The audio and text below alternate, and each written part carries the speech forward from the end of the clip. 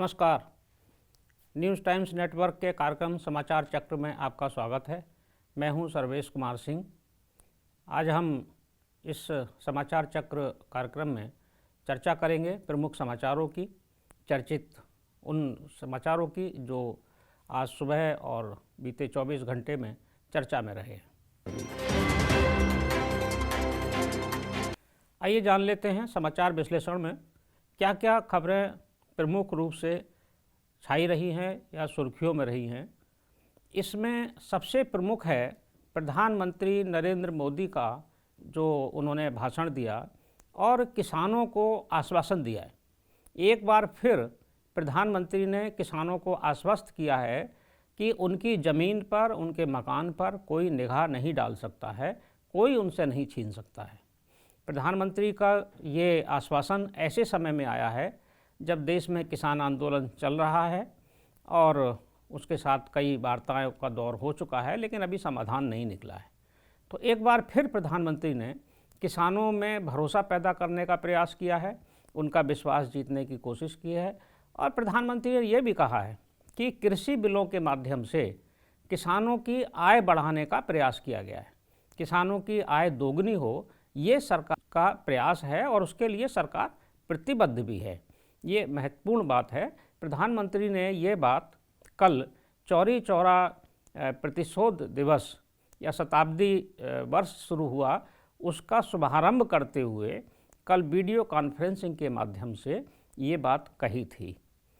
इसी के साथ उत्तर प्रदेश के मुख्यमंत्री योगी आदित्यनाथ जी का एक ये आश्वासन या ये निर्णय कहा जाए कि आज़ादी से जुड़ी हुई जितनी भी घटनाएं हैं और आज़ादी का इतिहास, उसका लेखन कराया जाएगा और उनको संकलित नए सिरे से कराकर समाज और देश के सामने प्रस्तुत किया जाएगा।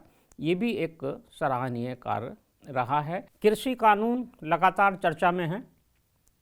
अभी विदेशी हस्तक्षेप की बात आई किसान आंदोलन में। 2 दिन से लगातार इस पर हंगामा मचा है, विरोध हो रहा है। इसी बीच कृषि कानूनों को अमेरिका ने समर्थन दिया है।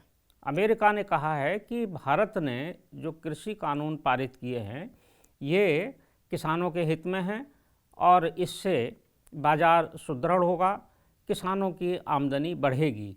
ये जो बाइडन जो वहाँ के राष्ट्रपति हैं उनके प्रशासन की ओर से ये वक्तव्य जारी किया गया है। ये भी एक महत्वपूर्ण खबर है जो चर्चा में है। एक समाचार उत्तर प्रदेश के पंचायत चुनावों को लेकर है। उच्च न्यायालय ने सरकार को निर्देश दिया है कि 30 अप्रैल तक हर हाल में पंचायत चुनाव पूर्ण करा लिए जाएं और इसके साथ ही 15 मई तक समस्त पंचायतों का गठन हो जाए। 15 मई तक ब्लॉक लेवल की जो समितियां हैं उनका भी गठन हो जाए और इसमें चुनाव आयोग की उस याचिका को हाई कोर्ट ने खारिज कर दिया है, इलाहाबाद हाई कोर्ट की लखनऊ बेंच ने, जिसमें ये मांग की गई थी कि चुनावों को आगे बढ़ाया जाए। तो हाई कोर्ट इसके लिए तैयार नहीं हुआ और उसने समय सीमा निर्धारित कर दी है सरकार से चुनाव कराए जाने के लिए कि एक निर्धारित अवधि पर पंचायत चुनाव कराए जाएं। कोरोना के कारण पूरे वर्ष भर शिक्षा व्यवस्था चरमराई रही, अस्त व्यस्त रही और ऑनलाइन शिक्षा की व्यवस्था की गई, लेकिन उस पर सवाल उठते रहे कि ऑनलाइन शिक्षा कितनी प्रभावी है। तो अब जब कोरोना का प्रकोप पूरे देश में कम हो रहा है, वैक्सीन भी आ गई है और उत्तर प्रदेश में भी कोरोना पर काफ़ी हद तक सरकार के प्रयासों से नियंत्रण पाया जा सका है, तो प्राथमिक शिक्षा को फिर से विद्यालयों को शुरू करने की बात चल रही है और सरकार ने संभावना व्यक्त की है या संभावित तिथियां घोषित की हैं कि शीघ्र ही 15 मार्च से विद्यालयों को, जो छोटे विद्यालय हैं, प्राथमिक और उच्च प्राथमिक विद्यालय, उनको खोला जाएगा। 1 मार्च से सरकार उच्च प्राथमिक विद्यालयों को खोलना चाहती है और 15 मार्च से प्राथमिक विद्यालयों को खोलना चाहती है। ये अच्छी बात है कि बच्चों को स्कूल में जाके शिक्षा ग्रहण करने का अवसर मिलेगा, लेकिन इसमें सतर्कता की बहुत आवश्यकता है। तो उनके लिए विद्यालय प्रबंधन को और शिक्षकों को, उसके साथ ही अभिभावकों को भी एक बहुत सतर्कता के साथ इस व्यवस्था में बच्चों को भेजना होगा, उनका ध्यान रखना होगा कि किस तरह से कोरोना के प्रकोप से देश उबर रहा है। तो बच्चों को, जो प्राथमिक विद्यालय के बच्चे काफ़ी छोटे हैं, तो उनको सारे उपाय या प्रोटोकॉल अपनाते हुए विद्यालय भेजना है। लेकिन ये भी, शिक्षा भी आवश्यक है। तो सरकार का ये प्रयास ठीक ही है इस समय, जब आवश्यकता है अब बच्चों को स्कूल में शिक्षा ग्रहण की। हमारा पड़ोसी देश पाकिस्तान अपनी हरकतों से बाज नहीं आ रहा है। वो आतंकवादी घटनाएं भारत की सीमा पर या भारत की सीमा के अंदर भी करने की कोशिश करता है, और जो उसके अन्य पड़ोसी हैं उनको भी वो परेशान करता है। ईरान के साथ भी वो ऐसे ही घटनाएं करता रहा है। तो ईरान ने भी पाकिस्तान में कल सर्जिकल स्ट्राइक कर दी, ये भी एक बड़ी चर्चा है। और ईरान ने न केवल सर्जिकल स्ट्राइक की है, बल्कि वहाँ से अपने कुछ सैनिकों को भी छुड़ा लिया और आतंकवादी कई शिविर ध्वस्त कर दिए। तो पाकिस्तान को अंतर्राष्ट्रीय स्तर पर एक बार फिर सबक मिला है, और वो भी एक इस्लामिक राष्ट्र की ओर से ही मिला है। क्योंकि ये पाकिस्तान को अब समझ में आ जाना चाहिए कि आखिर आतंकवाद का सहारा लेके वो दुनिया में कहीं नहीं टिक सकता है, और उसके अपने ही अस्तित्व के लिए खतरा पैदा हो जाएगा। समाचार चक्र में अब कर लेते हैं संपादकीय पर चर्चा।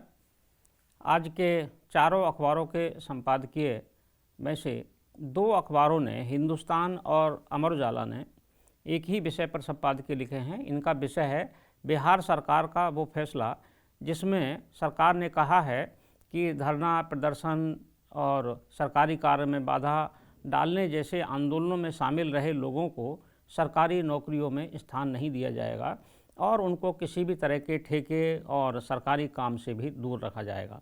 इसकी बड़ी आलोचना हो रही है। इस पर दोनों अखबारों ने संपादकीय लिखा है। जबकि दैनिक जागरण का संपादकीय उस मामले पर है जिसमें ट्विटर के माध्यम से एक साजिश रची गई है। इस साजिश के खिलाफ दिल्ली में एफआईआर हुई है, राष्ट्रद्रोह का मुकदमा दर्ज हुआ है। इस पर संपादकीय लिखा है। नवभारत ने एक अलग विषय पर संपादकीय लिखा है। ये पश्चिम बंगाल का मामला है जिसमें वृक्षों की कीमत लगाने का तरीका क्या हो, क्या उसको लकड़ी मानकर कीमत लगाई जाए या वृक्ष का मूल्य लकड़ी से भी अधिक है, लकड़ी के इतर उसके मूल्य का आकलन किया जाए, इस विषय पर संपादकीय लिखा है।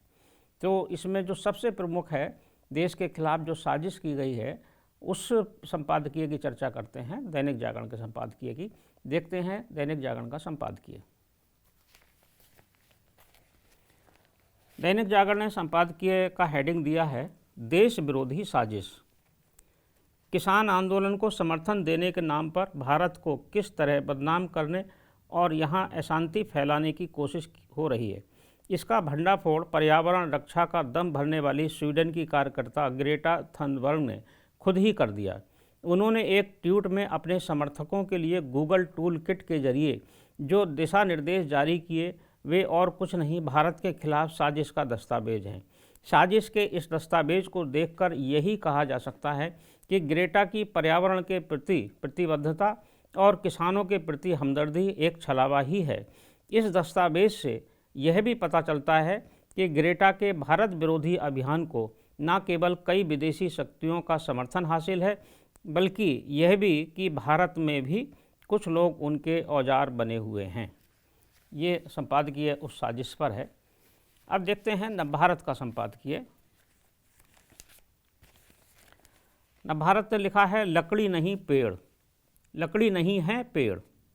सुप्रीम कोर्ट ने वृक्षों की सही कीमत आंकने के लिए जो विशेषज्ञ समिति गठित की थी, उसके द्वारा इसके तरीकों को लेकर की गई सिफारिश देश को नई दिशा देने वाली है। पश्चिम बंगाल की एक रेलवे ओवरब्रिज परियोजना से जुड़े मामले की सुनवाई करते हुए सुप्रीम कोर्ट ने पिछले साल जनवरी में इस 5 सदस्यीय समिति का गठन किया था।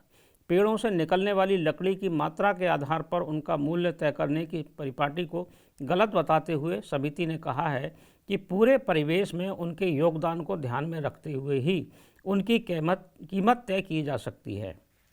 ये विषय है संपादकीय का। अच्छा संपादकीय है नवभारत का, और विषय भी अलग हटकर है, वृक्षों से संबंधित है, पर्यावरण से संबंधित है। ये थे आज के प्रमुख संपादकीय जिनकी हमने आज चर्चा की। समाचार चक्र में आज बस इतना ही। कल फिर मिलेंगे कुछ प्रमुख खबरों पर चर्चा के साथ, संपादकीय टिप्पणी के साथ। तब तक के लिए मैं सर्वेश कुमार सिंह आपसे विदा लेता हूँ। नमस्कार।